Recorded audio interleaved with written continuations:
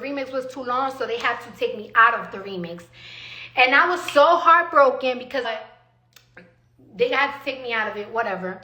So my mixtape is out at the time. And I'm doing party hostings for $15,000 to $20,000. So what me and my manager put together, because a lot of these labels, they felt like, yes, she's popular, but is she only popular because she's funny and she's on Love and Hip Hop and her social media? Or people are really listening to her music? Like, yeah, there's numbers on her music and everything, but is this shit really real? So for us to show them that it's really real, the parties these promoters that was booking me to do parties, we tell them, hey, listen, instead of y'all booking us to host y'all parties, why don't y'all book performance venue so I could have mini concerts, so I could promote my show. And we call it the underestimated tour. So the money that they were paying me, instead of hosting, we took it to do a tour so we could record it and film it. People listening to my music and rapping my songs. So we had a couple of openers. We had Cashflow Harlem, we had Swift on Demand, we have Josh X, and we had Her Celebrity opening up for me. With the $15,000 and $20,000 that I was getting paid to do these shows, that money I was paying for them to get hotel rooms, to get transportation, to get everything. But I wanted this tour to look super legit. So we went to Washington, we went to Connecticut, we went to Philly, we went to San Francisco, we went to LA. We was going everywhere.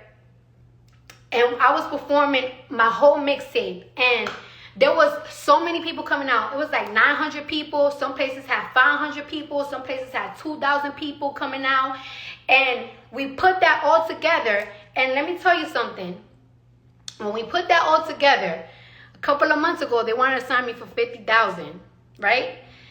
In a span of like 8 to 9 months, when we put all of that together, and we showed the labels that this shit was real, that we was going to every state and everybody was rapping my music, talking about ran down on that bitch twice, I pull up, like what's up, everything on fleek. They saw that and they saw that shit's not a gimmick. This ain't no social media shit. From state to state, people was rapping my fucking mixtapes. So I went from motherfuckers was trying to sign me for $50,000, then it went to $500,000, and then boom, Atlantic signed me for, I think, $1.2 million. Whatever. Now I'm signed to Atlantic, and I feel like, as soon as I sign to Atlantic, things are gonna like go crazy for me. I had to hustle again. Atlantic was trying to get some of the artists on their label to do a feature with me. Guess what? Nobody wanted to do a feature with me. Nobody. Niggas was like, yeah, let me get her number. And I was like, nah, don't give niggas my personal numbers, because I was already a stripper. You know, I've been a stripper, so I feel like if somebody asking you like, hey, would you do a song with Cardi, but you want my direct number, I feel like you trying to fuck me, and I was not with it. I met my husband. I talked to him. I showed him my music and everything. He loved it, and he was the first person in the industry to do a feature with me. My husband. He believed in me from the beginning. And you know, I just kept telling him, like, I don't understand. I feel like I'm hustling, like I'm putting out music, all of this shit. Like, I keep going state to state, showing DJs my music. I don't understand, like, blah, blah, blah. Months later, I did Bodak Yellow, and Bodak Yellow just changed my life. It just changed my life. But it didn't happen overnight. It didn't happen because I was on Love and Hip Hop. It didn't happen as soon as I got signed to a label. I worked for this shit. My ass for this shit. This ain't no fucking gimmick, nigga. This is fucking Cardi B. And I ain't fuck nobody.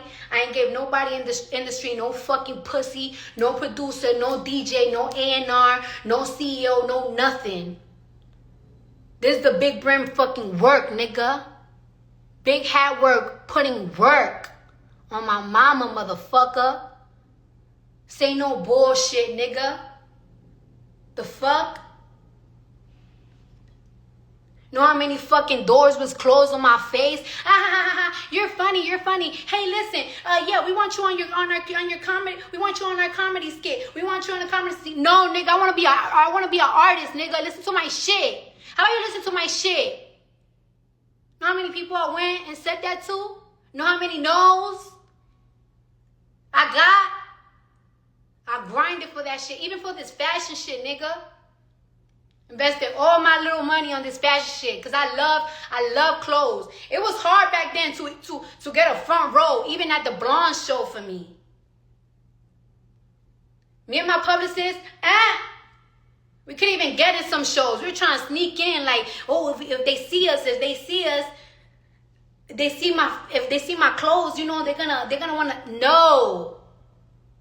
It's easier now for females, and I'm not even mad at it. But in 2017, 2016, 15, it wasn't like that. Now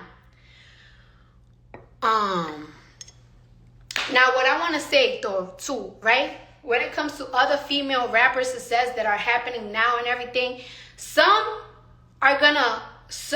females are gonna come up faster than others. And a lot of people will think that it's that, oh, that's because their labels are putting money behind them, this and that. The labels are putting money behind the girls that people are listening to. So if you feel like somebody is coming really fast and everything, that's because y'all listening to them. The labels only go with who's getting the most listens, who are getting the most plays, who are people are watching more, this and that. Like that, you cannot blame nobody for that. You can't blame no machine for that. You can't blame nothing for that. Labels are only gonna put money on people, on artists that people are listening to. And you can't hate on that. You just can't.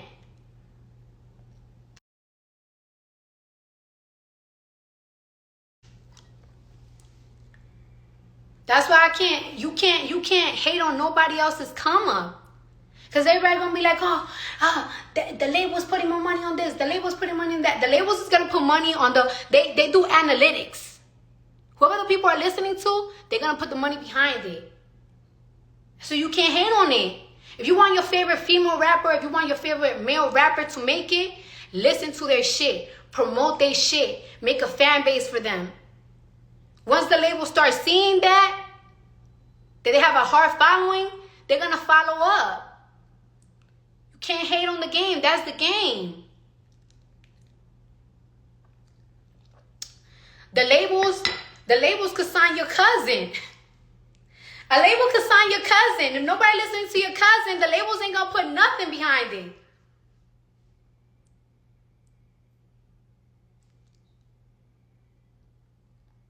A label could sign your little cousin right now.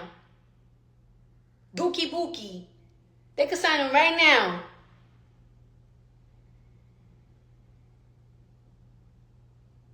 If Dookie Bookie ain't making numbers and nobody looking at their shit, they wasn't putting no money behind it. Doesn't matter if they signing on. So if you wonder why some female artists or male rappers are getting more attention than others, it's because y'all giving them the attention. And you can't be mad at that.